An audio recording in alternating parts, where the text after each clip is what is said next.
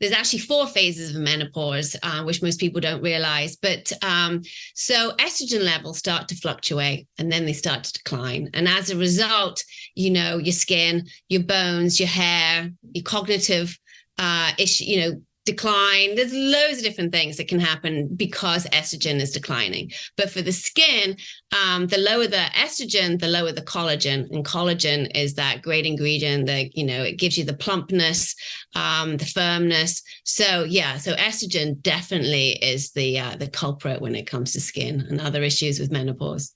Are you curious about discovering ways of making your life better? Then welcome to my podcast. I'm Bob Nickman, and this is The Exploding Human.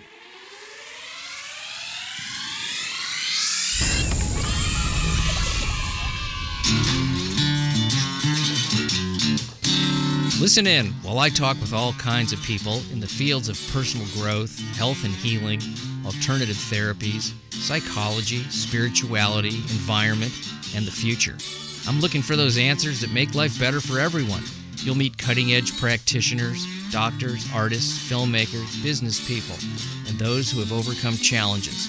The brave, the curious, anyone who is out there helping us humans to explore, expand, and explode. Hey, welcome to The Exploding Human. My name is Bob Nickman.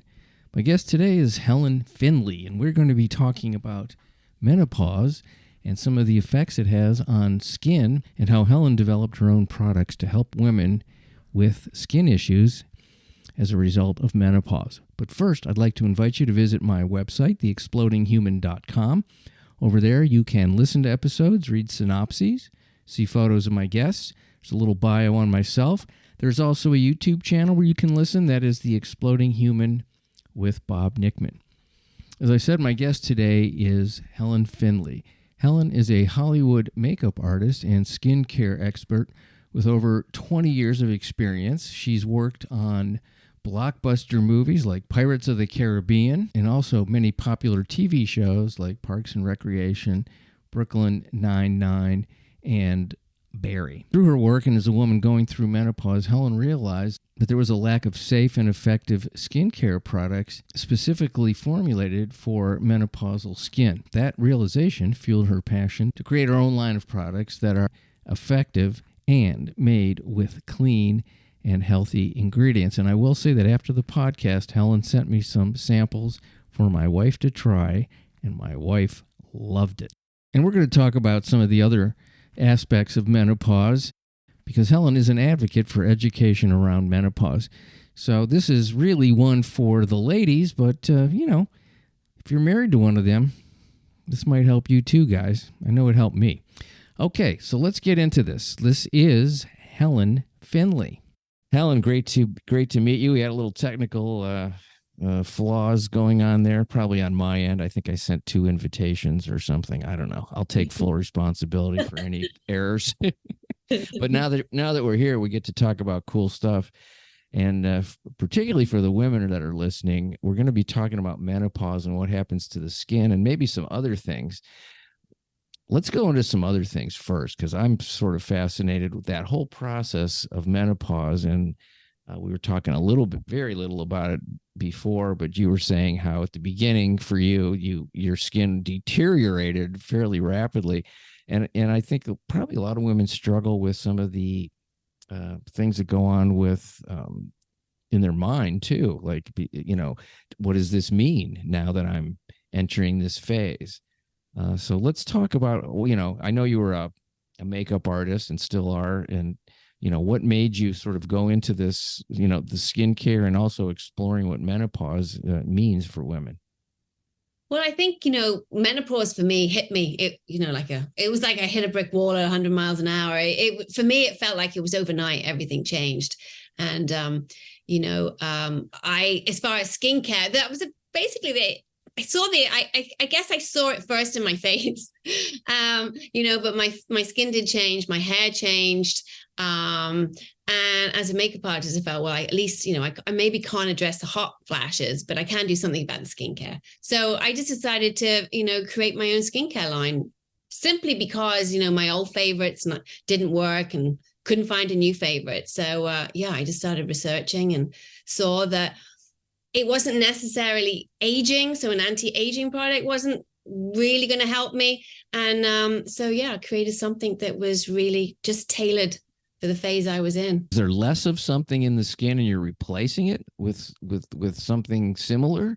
I mean, I think about things like vitamin E and collagen and these things, and I know so little about this, but so, you know, what are you doing in terms of, like you said, your skin was deteriorating fast, it was getting dry and like thin, translucent. Well, maybe not translucent, but yeah, thin, you know, hyperpigmentation, sagging, less firm, less plump. But really, it's all because of hormones declining. So menopause, there's actually 4 phases of menopause, which most people don't realize. But so estrogen levels start to fluctuate and then they start to decline. And as a result, you know, your skin, your bones, your hair, your cognitive issue, you know, decline. There's loads of different things that can happen because estrogen is declining. But for the skin, the lower the estrogen, the lower the collagen. And collagen is that great ingredient that, you know, it gives you the plumpness, the firmness. So yeah, so estrogen definitely is the culprit when it comes to skin and other issues with menopause.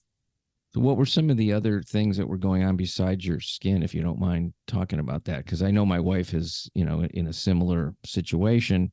Right. And I'm always curious as to what's going on with her when she's, you know, maybe feeling like her skin, she doesn't like what's happened and what's happening. And she's figuring out stuff internally and externally all the time, trying to sort of figure it out and maintain, you know, elasticity. Good word, I think. Yeah, well, I mean, menopause is a journey. It really is, because, you know, it's a third of your life. So it's a long process. So, and that I think is, again, a surprise for women. But it can definitely knock your confidence. So for me, hair change, you can lose hair during menopause. Your hair gets finer. Also, you get brain fog, which kind of makes you feel spacey. You can forget things. Emotionally too, you know, you're more susceptible to anxiety and depression. Women are higher risk of cardiovascular issues, osteoporosis too. You know, bone density drops by 20%. You know, in the first few years of menopause. So yeah, there's a lot of strange and wonderful things that are menopause related, but people haven't quite connected the dots, you know, so, which is another issue. They don't really know that, you know, it's menopause, and therefore not getting the right treatment or the proper care, really, which is a real shame. It doesn't seem like it's talked about that much, you know, because I don't know what it is about. Like, it's almost like a topic that's unpleasant in some way, not to me, but, you know, that it's, you know, it's that, like you say, it's a third of your life. So, but it's kind of in the last third. And, you know, I would think some women would feel, well, I'm not really a woman now because I don't have these surging, you know, hormones, and I don't agree with that at all. I think there's something sort of, I think there's something incredibly beautiful about the aging process, which I've, you know, and I have to think that because I'm almost 70. But I, you know, I've always enjoyed what happens to people as they age, because it seems like they, the rough edges get sanded off in a way that makes them more, they're easier to be around than, you know, sort of the more aggressive younger folks. And I've been both. So, you know. Yeah, I mean, I guess it can be liberating for a lot of people, you know, for sure. But you know, for one thing, you're not having a period, which is fantastic. If there's a plus about menopause, that's the plus, right? But no, it can be liberating. And I think for women too, they're at the peak of their life, you know, they've had their careers, or probably still in their careers, they've got the children. So they have a vast wealth of knowledge. So, you know, they have a lot to give and to still give to society. So, you know, and women are working much longer now, not just because of socioeconomic things, but a lot of women enjoy working. You know, they like the challenge and everything. So, yeah, women are still quite vital. They haven't given up just yet. What don't men understand about what women are going through? Because I like to understand these things and be compassionate and cautious about the way I word things. I think, like you said before, menopause has been somewhat of a taboo, and which is I've always found quite odd. But I mean, lots of mothers haven't talked to their daughters about it. So I think the conversation now is well, it's certainly a hot topic. People are starting to talk about it more, but women should be talking to their partners and explaining what their symptoms are, because each woman they'll have different symptoms. But definitely talk to your partner. 30% of women during perimenopause, which is that stage right before menopause. The average person goes into perimenopause around about 42, but you're probably not going to be feeling the symptoms to maybe about 47. So, but definitely explain how you're feeling to your partner, because sex can become more painful, or, you might not have as much interest in sex. So definitely having those conversations, because, your husband or your boyfriend or whatever can definitely support you through that. But it can be a stressful time for a woman. Your skin has changed is one thing. So your outward expression of, who you are is changing, which can knock confidence. But like I said, depression, anxiety is huge during menopause. Insomnia, if you're not getting enough sleep, that's going to affect how you feel during the day. It's going to affect your mood too. And like I said, then brain fog, you can feel like sometimes you're losing like 10 or 15 minutes out of your life each day because, you feel confused, you've forgotten what you're going to do.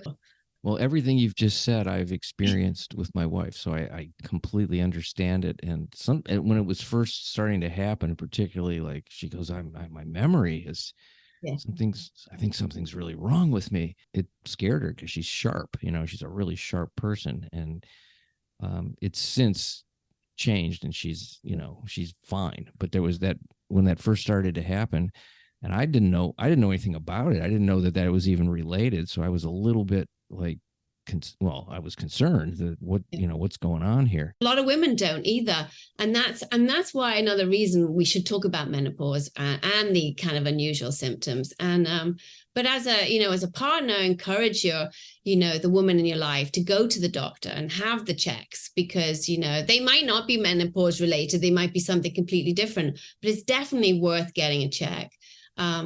But that's the other thing, unfortunately, doctors are not that well informed about menopause. There was a survey from AARP, and they found that 80% of doctors in the United States don't feel comfortable talking about menopause, which is an incredibly high number. It's ridiculous. And the other stat, the same survey brought out, only 20% of OBGYNs even study menopause because it's classed as an elective subject. Again, I find crazy, because not every woman will have a baby, but they will have menopause. So not for the medical profession not to really study it that well, I find that quite incredible. So, but there are some great resources. There's a great website called Let's Talk Menopause, and I encourage men to go on that too. It's got a lot of resources for men, but if you go on that, it's a very easily digestible website, and they have great links, and they also have links to doctors and nurse practitioners that have gone through a menopause course,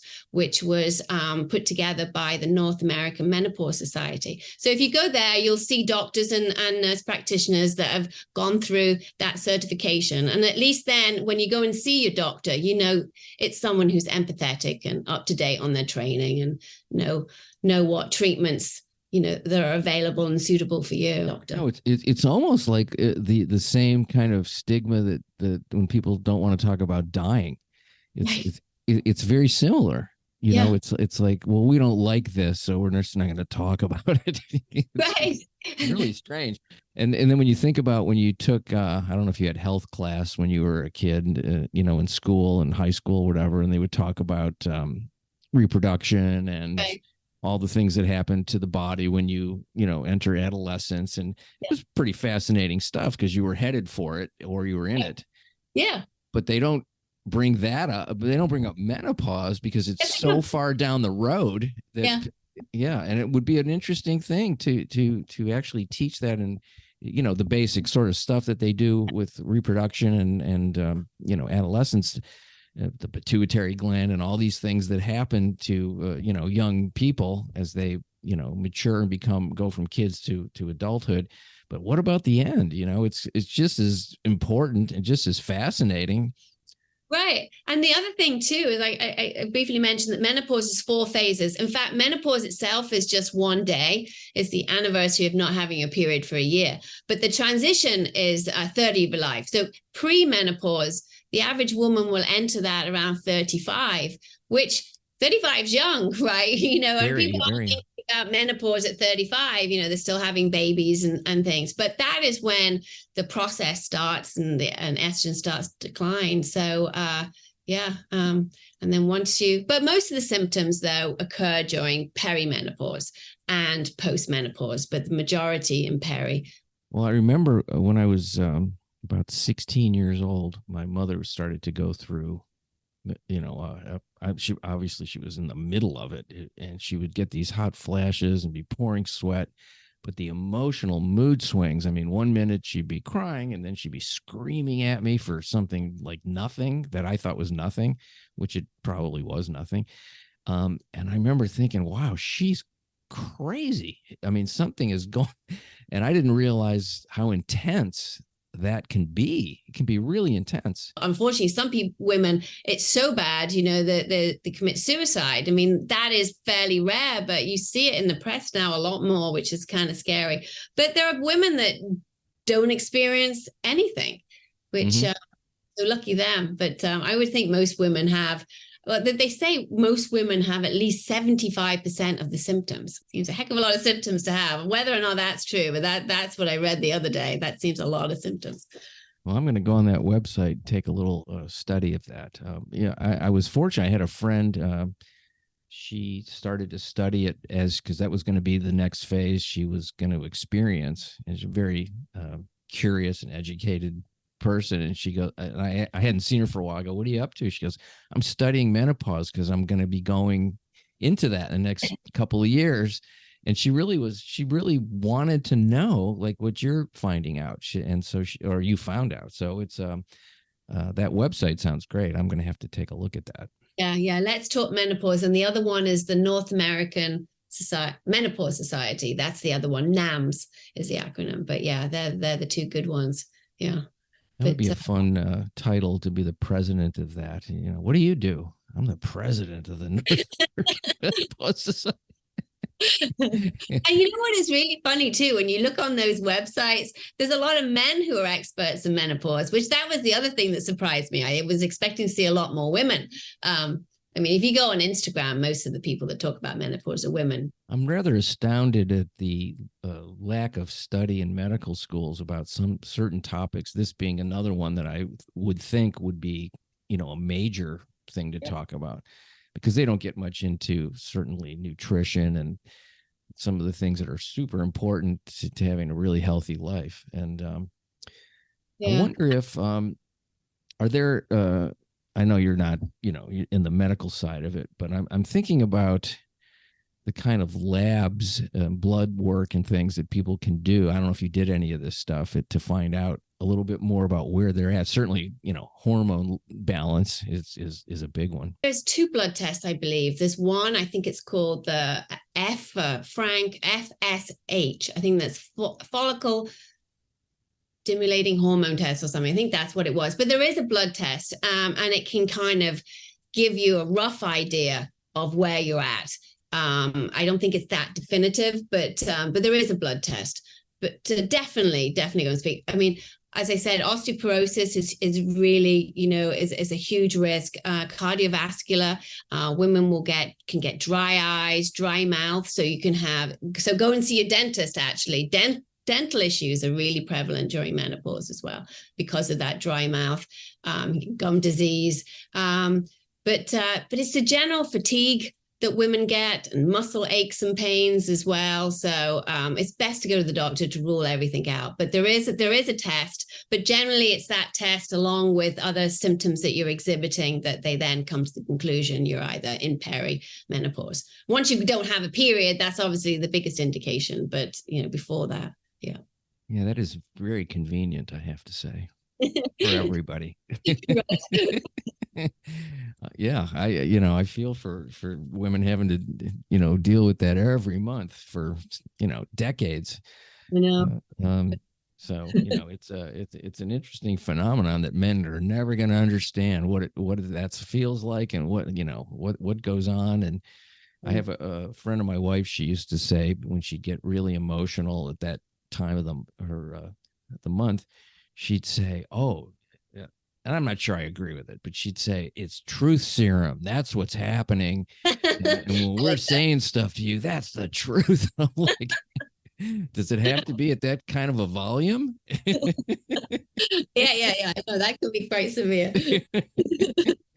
Well, let's talk about your company, and it's Finlay+Green skincare. Is that what it is? Yeah, Finlay and Green. Yeah, Finlay because my last name's Finlay, and Green because we're aspiring to be as clean and green as we possibly can. So, yeah. Okay. I thought maybe you were in business with somebody named that's what everyone Mrs. asks. Green. Green. Yeah, no, there's no person called Green. So tell me about the product, because this is very interesting, because I'm sure women are searching, like you said, the things that were working for you when you were younger stopped working in the way that you wanted them to, and what is the research and the things that you did to figure out these products, because that's really and by the way, I absolutely love the fact when somebody has their own personal challenge that they go out and they figure out the answer for themselves. I have a lot of people on the show that's how their business or their passion started, because they wanted to fix something that wasn't actually working the way they wanted to for themselves, and then it became a calling and a way to help other people. So kudos to you for that, by the way. Thank you. Yeah, well, when my skin was changing, I just, like a lot of people now, you go on the internet to try and figure out what it was. And because there's so much ambiguity on the internet about menopause, and there's a lot of the data out there is old. So it took a while, but I found, and that's when I realized it was hormone related, that, I was getting, as I said, the saggy skin, the hyperpigmentation, the fine lines and wrinkles, all these kinds of issues. You get your bigger pores.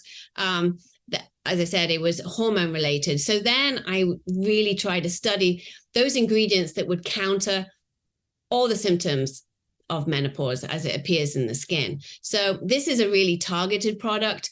So it's not an anti-aging product. It's really targeted to those specific symptoms you'll get. Some women will get hormonal acne. So we've made sure there's no ingredients that will block the pores or anything like that. Because of the hot sweats, generally when you have a hot flash, your makeup just slides off your face. And being a makeup artist, I wanted to make sure there was some kind of primer quality in the moisturizer to kind of hold the makeup on. So it's very much tailored to having hot sweats and all the issues with your skin. So so it was a process, but obviously I had to do that with a lab.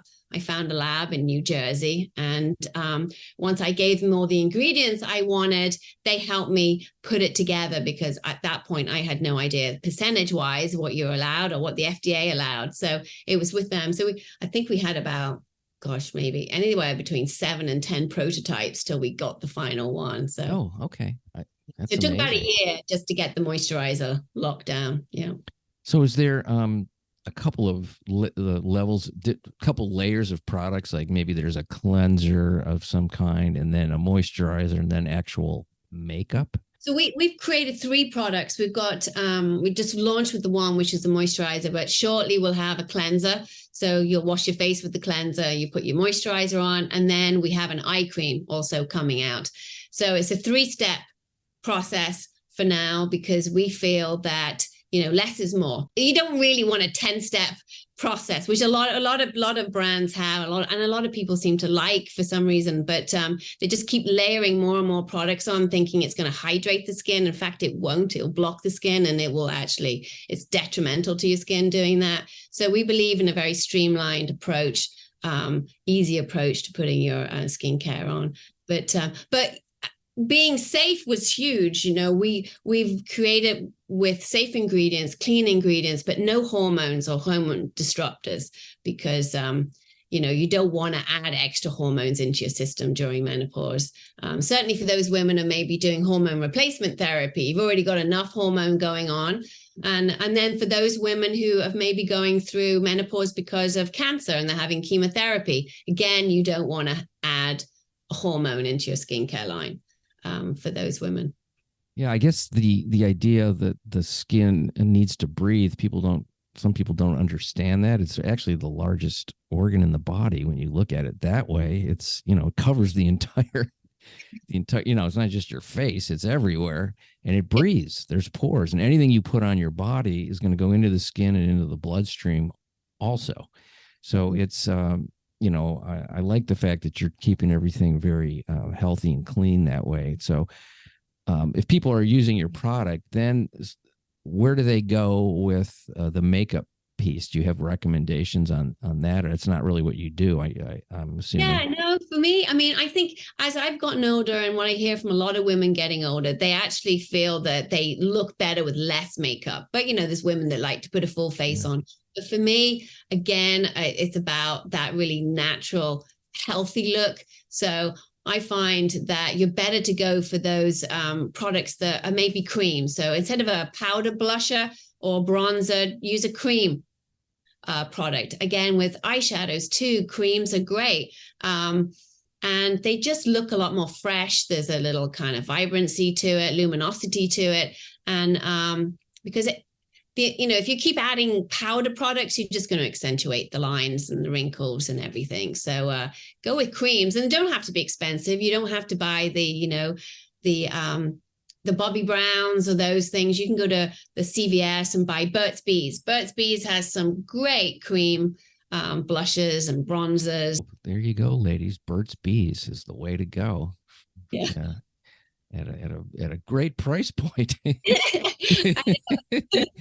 to complement Helen's products for moisturizing. Is it plant-based? We're not 100% plant-based, but we are, we're predominantly. We have, because, we needed, you need preservatives, and unfortunately, they're synthetics. But not all synthetics are bad. If we can get 99% or 98%, that's kind of what we're trying to head to. Yeah. That's a pretty high percentage. I, in terms of my own personal health in all the areas, I shoot for 80% plus, and I'm doing better than 99% of humans walking around if I hit the 80% perfection. There's a great site that your viewers, your listeners may want to know about. It's called Yucca, Yuka, and it's you can scan barcodes for, ingredients lists on foods, on makeup, cosmetics, anything. It's fantastic. And it will rate it as far as how healthy it is or how clean it is. Because you can just have the app on your phone, and, your Whole Foods or your CVS, you can just scan something. This is one of the things that I love doing the podcast for, is finding out something like that, because the convenience of getting research at your fingertips. I mean, these folks are doing all that research, and here you go. It's like, I wonder what's in here. And now Yucca. It's instant. Yeah, Yucca, Yuka. Yeah. How did I not know this? But now I do. So that's the good news. Where can people get your products? Do you have to go to your website, or are they readily available to the public at a CVS maybe? Right now, it's on our website, finlay+green.com. So we're there, and you can find us on Instagram and Facebook, and that will link to our website. But yeah, for now just on the website. Okay, so you're like posting videos on Instagram about all this stuff. Yes, yeah. And I've just been told we've got to get on TikTok, because this demographic is moving over to TikTok in vast numbers. I'm glad that you're going to do that. A lot of the things that aren't discussed in the sort of conventional media can be found on those platforms, which is really good, because then certainly you don't feel so alone then when you can find another group of people that are talking about the same things as you are. So I think it's great. Yeah, as long as you kind of check out the information a little bit further and not just believe everything you're saying. There's a lot of these sort of videos that I was just saw one today about some health issue that we have this secret thing, and if you've been doing this for 5 or 10 or 15 years, we can fix this problem, and click on the learn more button. And then you're taken to another video that's even longer, and then and it's all a sales tool, but it's such a long process that it just winds up getting you mad, and you don't do it. Of course, I'm just like, don't make this mysterious and try to trick me into going down the rabbit hole. Just tell me what it is. I think people are getting a lot more wise to that as well, aren't they? Well, hopefully they are. Let's talk for 1 second about male menopause, because it's a thing that's almost never talked about. And apparently it's real. I may have experienced it. I don't know. I never had, the symptoms you're talking about. I have lost my hair, but that started really young, so I don't think that's even the issue. Can your product help men also who feel like they want to have more vibrant skin? Well, it's a good moisturizer, and it's funny you say that, because there are men who are using it. They're generally men I know, but they are using it, and they do say they like it. It's a great moisturizer. It's a super hydrator, which women in menopause have really dry skin. So yeah, it's not gonna harm you in any way. But give it a shot and tell me what you think. Well, I can do that. I put stuff on my skin once in a while. You'll be fine. You're not going to grow boobs or anything like that. You'll be fine. Yeah, and especially with shaving. I've been shaving for 60 years, 50 years, and that does a little number on your skin. No, you're right. Your skin barrier. If you're shaving it, you're basically you're hurting it. So if you don't have a good skin barrier, it's going to be hard to lock in that moisture.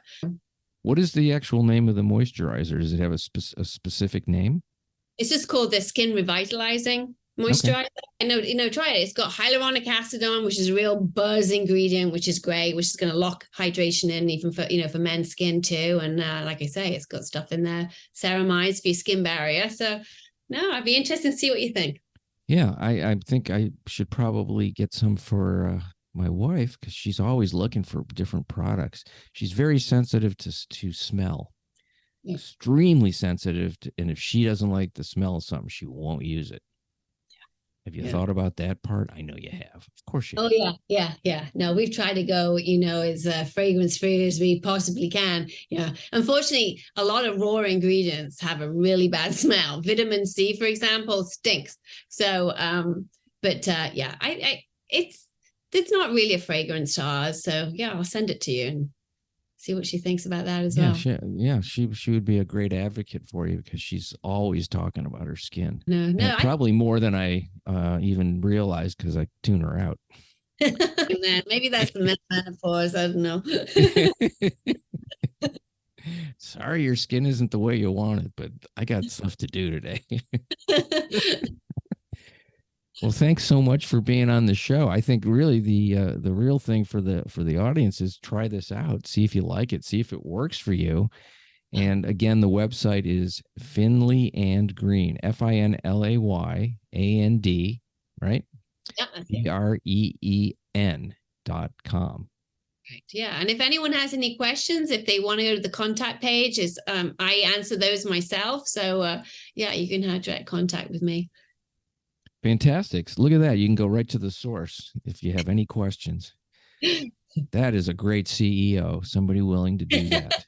Do you like the title of CEO? Yeah, I guess I'm warming to it. Yeah. Normally it's just hey you, but Chief Executive Officer. Well, I really appreciate your time, and sorry for the confusion at the beginning, but it turned out great. So it turned out we got valuable information from a nice person, and people are going to be walking around with great skin. The world will be a better place because of today's podcast. As the CEO of The Exploding Human, I verify everything I've just said. Awesome. Thank you. Thanks, Helen. Much appreciation for you folks listening to The Exploding Human. The website is theexplodinghuman.com. The YouTube channel is The Exploding Human with Bob Nickman. Once again, I want to thank Helen Finlay for a great talk, and please check her out at finlayandgreen.com. Have a fantastic day.